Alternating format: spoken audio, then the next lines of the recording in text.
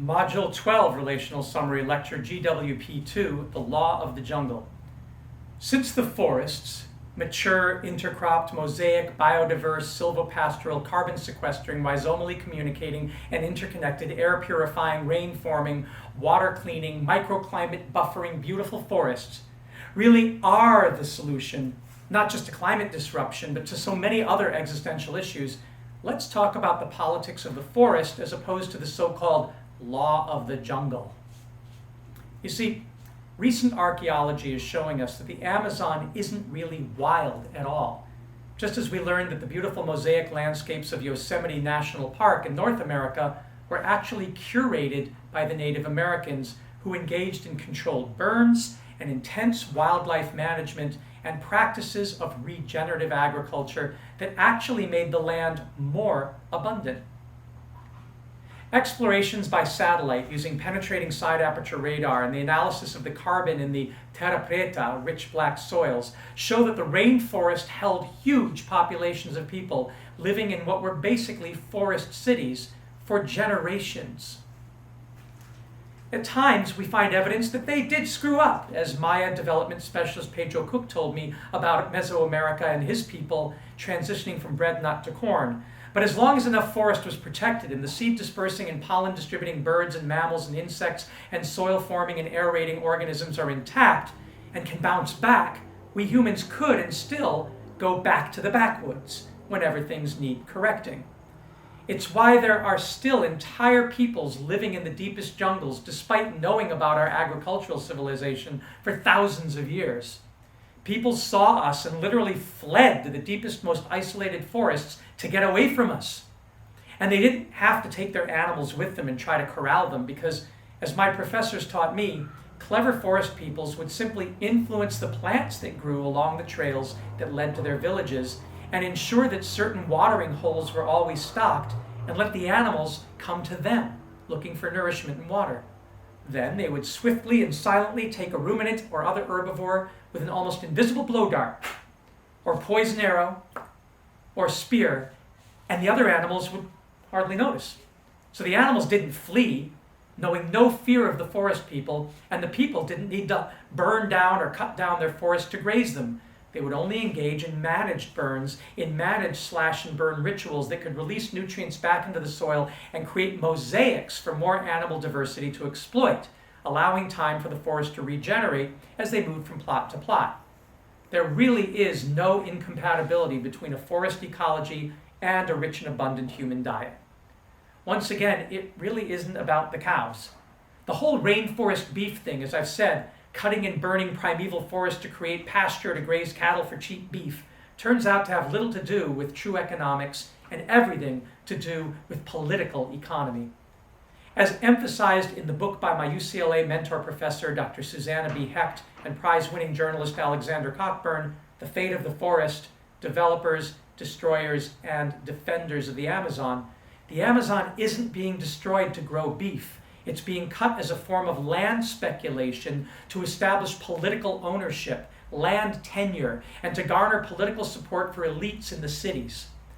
One chilling fact she points out is that while forests are far, far more productive than grassland or monocropping agriculture, it's hard to tell where one person's land begins and another ends in an aerial surveyor's map, particularly when they were black and white.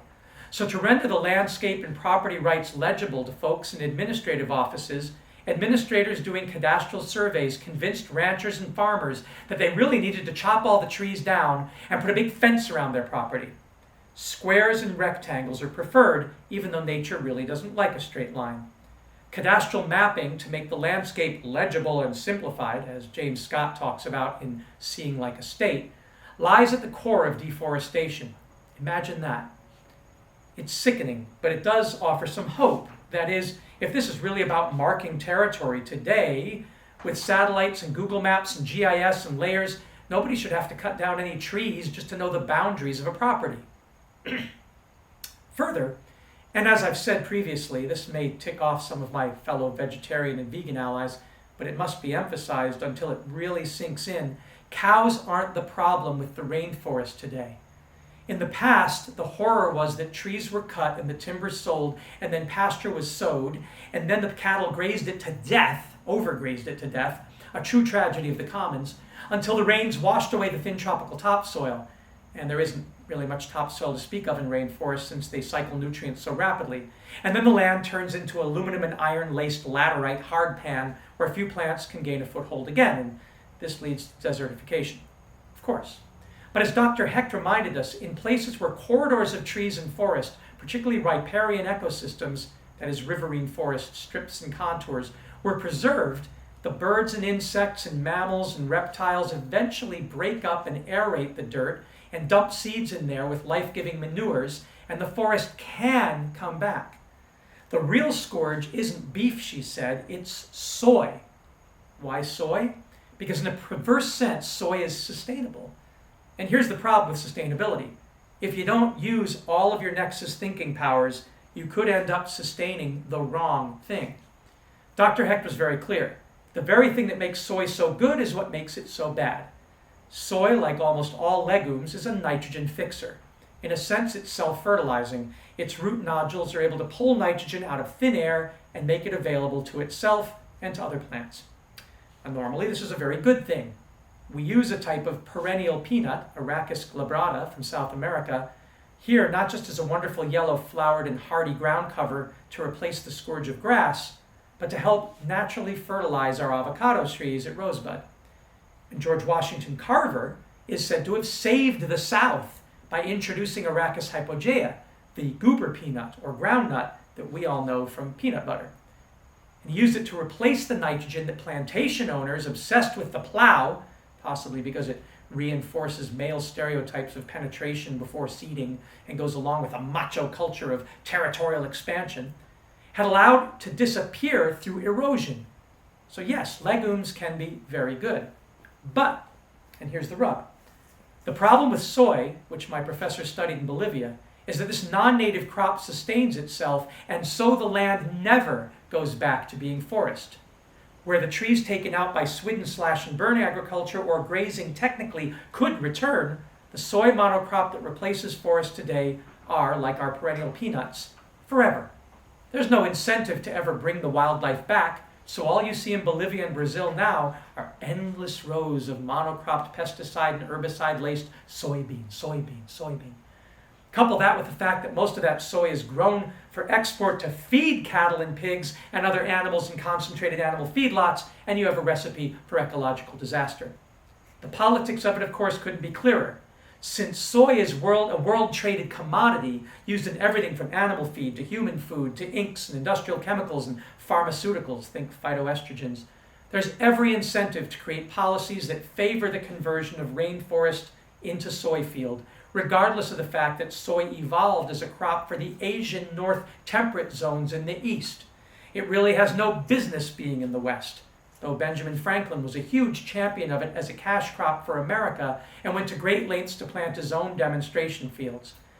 Still, most American farms use soy in rotation, especially up in Nebraska and in the Midwest, because the winter killed off most of the plants anyway, particularly the annual ones like the original soybean. This is one case where annual crops can actually make more ecological sense than perennials, despite the fact that we really need to move away from annuals and back to perennial biomass, which is drawdown solution number 51 in your book, responsible for reducing 3.33 gigatons of CO2 at a cost of just $77.9 billion with a net savings of $549.9 billion. We must return our prairies to deep-rooted perennial grasses and away from annuals, for example. But the recent successful attempts to grow nothing but perennial soy forever, sustainably in the tropics is one of the worst things that could have happened to the fate of the forest. The vegans and vegetarians are of course quite right when they criticize concentrated animal feedlots, saying the plants we grow should feed humans rather than being grown to feed animals to feed humans, and none of us should be eating animals that are fed annual wheat, rice, corn, or other grains, or soy. But by that same token, given the ecological and health effects of grains and soy, no humans should be eating these products either. The solution, of course, is agroforestry and silvopastoral systems. But politically, these are very difficult to get traction behind because such systems require a substantial upfront investment, and the sunk costs take years to be recouped, given how long it takes to grow tree cereals and tree protein and fruits and berries and nuts and establish permaculture. However, once mature systems are in place, it is quite possible that the win-win of it all will convince powerful enough political actors. After all, and for the record, as I stated in the last lecture and want to be sure because it's so important that you internalize, cows don't really like grass at all and much prefer and do better nutritionally wandering through rows of shrubs and trees, browsing on the leaves and twigs and shoots the way deer and elk do. Remember, the eastern cows, the European cows that now dominate the West, were not grassland animals like the bison that they replaced after the politicians representing the white settlers hired Buffalo Bill Cody and the U.S. Army to drive them to extinction as a political act to destroy Native American self-sufficiency. There are African and Middle Eastern bovines that had adapted to grasslands, but the European cow descended from the auroch, all of whom were killed off during the Enclosure Acts when European royalty drove peasants off their lands, goodbye indigenous knowledge, and fenced off the forests, spawning the rise of rebels like legendary Robin Hood and his merry men. The auroch that has been worshipped and used as a food source for millennia by the Celtic Druidic forest people and had thrived when people lived among them couldn't survive the wholesale conversion of Europe's wooded lands to the grain agriculture introduced from the Middle East and the European expansion. Discover magazine tells us, quote, by the early 17th century, the final holdouts of aurochs survived in the Jaktaro forest in Poland, protected by noblemen who also liked to hunt them. The death of the last aurochs in 1627 was also the world's first recorded extinction, end quote. As I've said today, I regularly witness OJ, the bull we have at Rosebud, rearing up on his hind legs with his front hooves on the big trees we have here, getting a nibble on the oak leaves within his reach. If he's grazing peacefully on a patch of fresh grass and I grab some oak branches and wave them at him from across the field, he will drop what he's doing and make a run for me to get at this tasty treat. And yet, Rosebud is plagued by an exotic, invasive, non-native grass called Kogon grass, Imperata cylindrica, that was brought to Florida by the Agricultural Extension Agency of UF in the 1930s when Florida was starting to be used to finish off industrial cattle so they could be advertised as grass-fed beef on the market. Now, nobody thought to create plantations of Florida native oaks and other trees and shrubs that cattle loved. Instead, they cut the trees and drained the swamps and planted Kogon. It was done for political reasons. You can read more about it in Grasslands and Climate Change, Chapter 16, Climate Change and the Politics and Science of Traditional Grassland Management from Part 3, Dealing with Climate Change Effects by Michael R. Dove. Kogon grass is now considered a threat. The cows hated it. It cuts their tongues with its sharp, indestructible blades, and it crowds out all the edible plants with its impenetrable root mat. Such an irony. At the same time, Florida communities get fined up to $500 a day if the beautiful native wildflower Biden's alba, aka shepherd's needles or butterfly needles or Spanish needles, grows over 6 inches, as happened to 84-year-old National Geographic explorer Dr. Sylvia Earle when she left to dive under the Antarctic ice shelf to examine climate change impacts last year. She came home to a $28,000 fine. But when we grab a handful of these shepherd's needles, these shrubs, we don't have sheep, but if we offer them to OJ and his mate or to the goats from across the field at Rosebud, they also immediately abandon grazing and trot over to get this wonderfully prolific treat that revives the soil and is our beehive's favorite flower as well. You see, the inclusive rule of the forest is quite different from the so-called competitive law of the jungle. A forest is a self-reinforcing, self-sustaining system that maximizes productivity. It should be used as an analogy for how our politics should work. It co-evolves in an e pluribus unum way that creates a unified whole out of biodiversity, a united states of being for each state of being. It is a metaphor for the way we should run our lives. Is it no wonder then that the capital city of Guatemala at the height of Mayan civilization was Iximche, which means the breadnut tree, the tree of life? Doesn't it say something about a people's politics when they name their political capitals after something life-sustaining?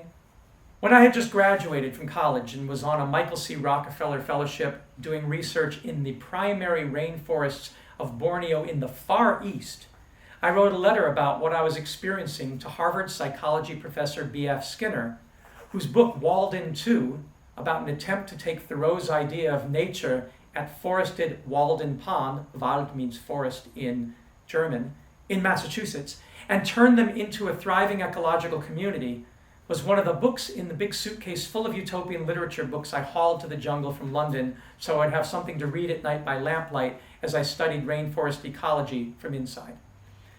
The combination of ecology by day and a deep dive into the politics of sustainability at night led me to some big epiphanies that have stayed to this day, and I explored them all in a long letter to Dr. Skinner that I typed on the primitive manual typewriter we had in the jungle where we had no electricity or running water for the year, with the exception of 2 solar panels I maintained at base camp for the data computer. I had been scuba diving in Malaysia a month or 2 before arriving in Borneo, working with an ecological restoration project to remove invasive crown-of-thorns starfish that were responding to climate changes by multiplying and destroying the reefs. My letter explained to Dr. Skinner how I was coming to think that if we could design our cities based on coral reef and rainforest ecologies with their stacked functions and overlapping and redundant and self-reinforcing systems, and if we could design our politics based on the principles of symbiosis and mutualism and coevolution that I saw in the mature and intact parts of the forest and reef, where parasitism was at a minimum, disturbance species were kept in check, not eradicated, playing the ecological role they evolved to play without damaging the overall stasis of the climax community, and even commensalism, where one party benefits and another doesn't but isn't made worse off, is at a low frequency, then we truly would have a utopia. I asked him what he thought, and it took 5 weeks for my letter to get to the US and then 5 weeks for his answer to come back.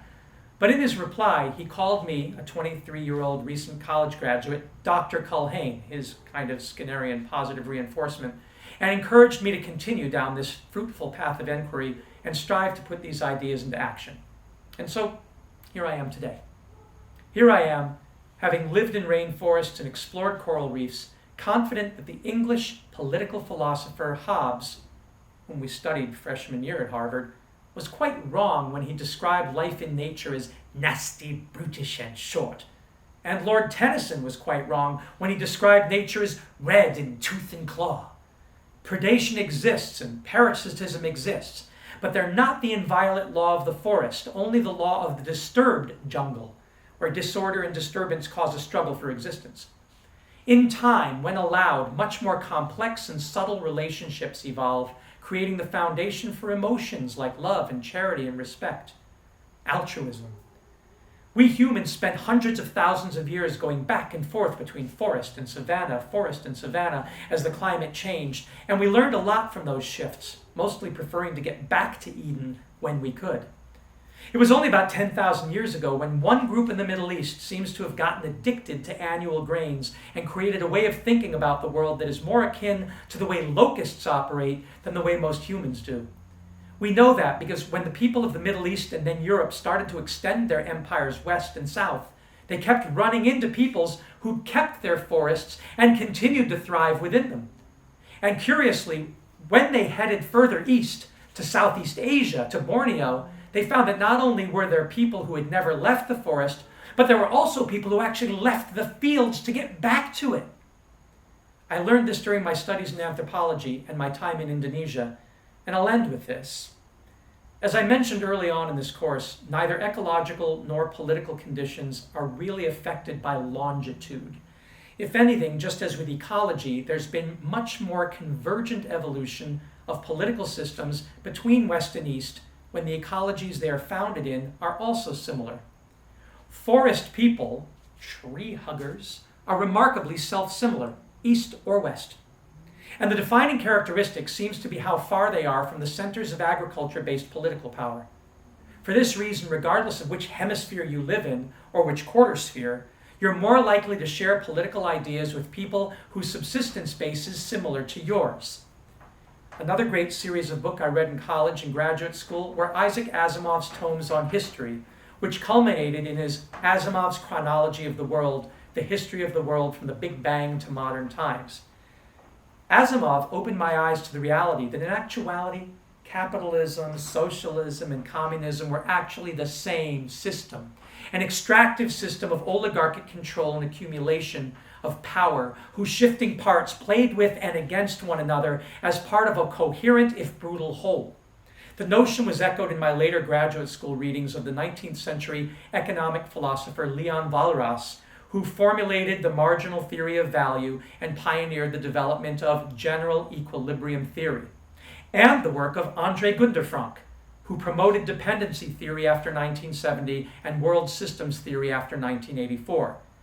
The basic idea is that supposed antipodes of political economy, modern capitalism and communism, are merely two sides of the same coin used in the currency of power consolidation.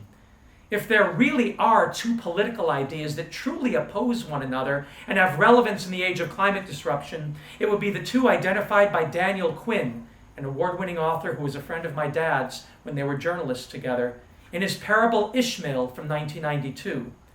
Quinn in that book has a speaking gorilla tell humanity the real distinction, which is between levers and takers. Capitalists, socialists, communists, fascists, and certainly agriculturalists are what Quinn calls taker societies. Their politics is the politics of profit, of accumulation at any cost. Meanwhile, forest societies and hunter-gatherers in general are levers, whose politics revolves around ensuring the system sustains so that resources are left there from 7 generations into perpetuity. And this is why west or east doesn't really matter at all, and for that matter, neither does north or south, for it all comes down to subsistence strategy. Those who blundered into agriculture, whether north or south or east or west, found themselves trapped into systems that demanded control over nature and control over an ever-growing amount of people and their labor to try and keep nature under control. Those who avoided agriculture were able to focus on systems thinking that kept the weeds and pests under control for them, kept them under control for them. Nature did it. It wasn't at all the way our history books taught us. The absurd notion that agriculture was responsible for the creation of the cradle of civilization and our freedom from the elements. As Professor Heck stressed in her classes at UCLA, this is just a just-so story that our culture teaches us to keep us on the treadmill. And there have been many peoples who've realized this and simply abandoned agriculture in favor of a lever lifestyle. For instance, around the time when many other tribes in Borneo, the world's largest island, were experimenting with rice growing introduced by Chinese traders, a couple of groups within the tribes called the Kenya weighed the options and decided it was a crappy life. Why, they asked themselves, would anybody work in the hot sun by the sweat of their brow, trying to plow the unforgiving earth just for a weak harvest of a little grain each year, with thistles and thorns following their efforts, as the Bible points out? It's the embodiment of the curse given to Adam and Eve in Genesis. So after practicing agriculture for a few generations, they said, screw it. And they let the land go wild and went into the rainforest and merged with the Panan people, becoming not primeval hunters and gatherers, but modern hunters and gatherers. In other words, they turned their back on agriculture and decided that hunting and gathering was actually more advanced. And so they remain to this day, fighting hard politically and with their lives to preserve their forest homeland, suffering repeated attempts at extermination by the agricultural communities and the multinationals who want to turn the entire island into oil palm plantations.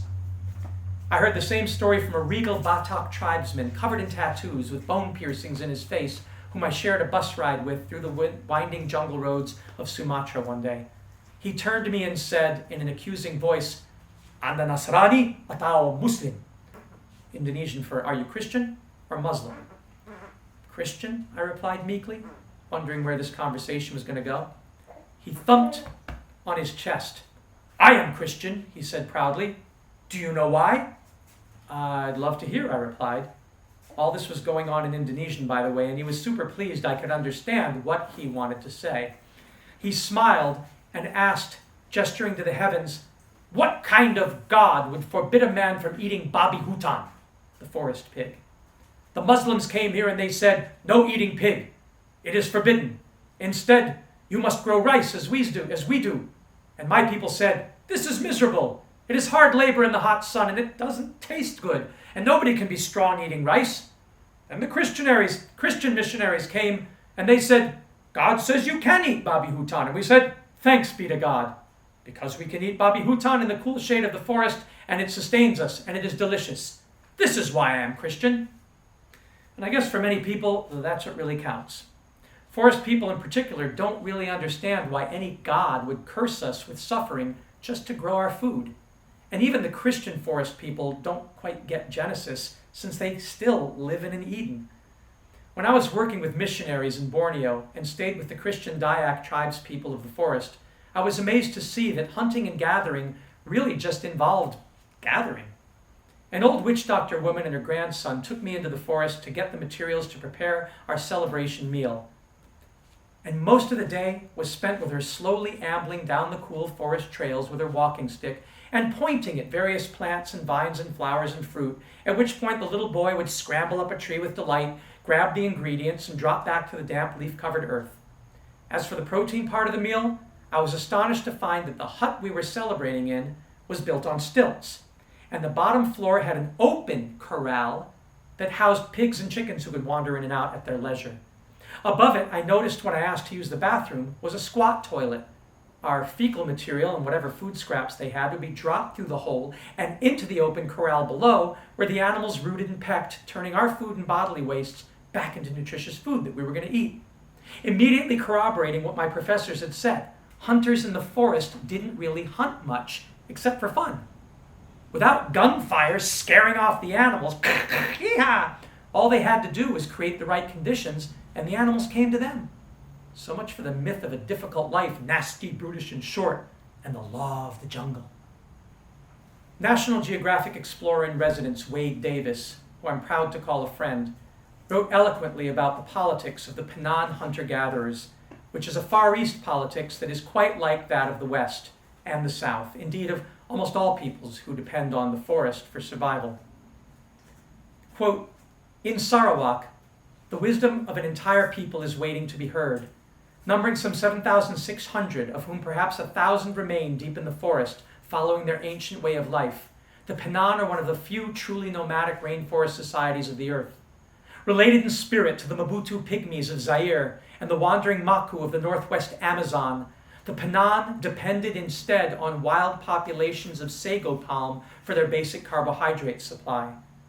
The greatest transgression in Penan society is sihun, a term that translates roughly as a failure to share. Dependent on the forest for life and each other for survival, the Penan have in effect institutionalized individual generosity as a means of insulating the whole group as a whole from the inevitable uncertainties inherent in hunting and gathering ways of life. In Penan society, proper social behavior is learned by example rather than by rigorous discipline, and the importance of sharing is instilled in children from the earliest age. Young boys mastering the use of the blowpipe, for example, are encouraged to carefully divide the cooked meat from the smallest of prey, allotting equal portions to all the other children. In one instance, a young Penan youth who had gone hungry for several days killed a tele, the world's smallest squirrel, which he cooked and consumed alone. His failure to share provoked not anger, but laughter on the part of the adults. They simply bestowed on the boy the name Tele, so that he would never forget his transgression. For all Dayak peoples of Borneo, the concept of private ownership of land did not exist. In the agricultural societies, customary law dictated that the community as a whole controlled the resource base. Individual proprietary rights were automatically granted to those who worked the land, provided they fulfilled the incumbent ritual and ecological obligations. This principle of land stewardship is enshrined in the traditional law, or adat, a concept that has moral, legal, and religious implications. The subversion of this philosophy, the imposition of a foreign notion of land tenure, and the wresting of control of the land from the indigenous peoples are three dominant themes that have molded Sarawak history since the time of the British. The Penan believe that the rainforest and its bounty were given to them by the Creator, the god ClimateGWP2onGreen. Their biological adaptation, together with their spiritual beliefs, demands that they exploit the forest in a sustainable manner. Central to their worldview is a sacred obligation to bequeath to the following generations a healthy forest fully capable of providing life to its human inhabitants. As the Penan elder explains, "The land is sacred. It belongs to the countless numbers who are dead, the few who are living, and the multitudes of those yet to be born. How can the government say that all untitled land belongs to itself when there had been people using the land even before the government itself existed?" End quote. As we mentioned in the last lecture, without being naive about human nature or harping on the noble savage stereotypes, drawdown solution number 39, Indigenous peoples' land management, is crucial for our survival, because only they have the cultural wisdom gleaned from millennia of trial and error to keep the land productive, because they didn't descend from collapsed civilizations, or if they did, they learned their lesson and applied it and now occupy the only remaining intact ecosystems on the planet. Only their wisdom can help us preserve the tropical forests, the last refuges of biodiversity on the planet, which comes in at number 5 of the 100 drawdown solutions, reducing CO2 by 61.23 gigatons, with global costs and savings data too variable to be determined. Only with their help can we preserve and wisely use the coastal wetlands, which can store, quote, 5 times as much carbon as tropical forests over the long term, mostly in deep wetland soils, end quote. Soils that our culture is always dredging. Coastal wetlands comes in at number 52 among our solutions, reducing 3.19 tons of CO2, but protecting 53.34 gigatons of stored carbon with no real way to determine the cost. Our book says, quote, "The soil of mangrove forests alone may hold the equivalent of more than 2 years of global emissions, 22 billion tons of carbon, much of which would escape if these ecosystems were lost," end quote. But these unsung carbon sinks have been relentlessly destroyed in the cowboy economy. Our book reminds us, quote, "Often in human history, wetland has meant wasteland, a place to dike, dredge, and drain for purposes ranging from farming to homesteading. These coastal ecosystems have suffered from mosquito spraying, pollution and sediment runoff, timber extraction, invasive species, and operations of the fossil fuel industry. They've been cleared to make way for shrimp farms, palm plantations, condo developments, and golf courses. Over the past few decades, more than 1/3 of the world's mangroves have been lost," end quote. Now here in Florida, most of it was due to conversion to cow pasture, which was patently stupid from an economic perspective because, as they point out, when you're standing on the wooden pier walkway over the swamp at Gatorland in Orlando, munching on delicious gator steaks, alligators, being cold-blooded, are much more efficient at converting what they catch in the swamp into reptile beef than cows per unit of land. And that doesn't even include the fish and the frogs, the nutria and other mammals and reptiles and amphibians and cattails that we can harvest from the wetland. And yet, the Seminole Indians of Florida were able to survive and thrive quite well in those swamps when fighting back against the invaders for generations. As you will learn from the Tampa Bay History Center, which I highly encourage you to visit, they were among the last to give up until finally forced to march on the Trail of Tears, because the coastal wetland swamp forests of Tampa Bay were so rich and comfortable. They were able to take what they needed and leave enough for those who came after, consistently for thousands of years, until politics forced them out. So much for the law of the jungle being red in tooth and claw, or nasty, brutish, and short. So the real question for us as Americans in October of 2020, when this is being recorded, isn't whether you favor a government that is Republican or Democrat or capitalist or socialist or communist or fascist or feudal, or any of those modern manifestations of essentially similar agrarian societies based on exploitation and extraction. The real political issue is whether you want to be a taker or a leaver. Which one are you?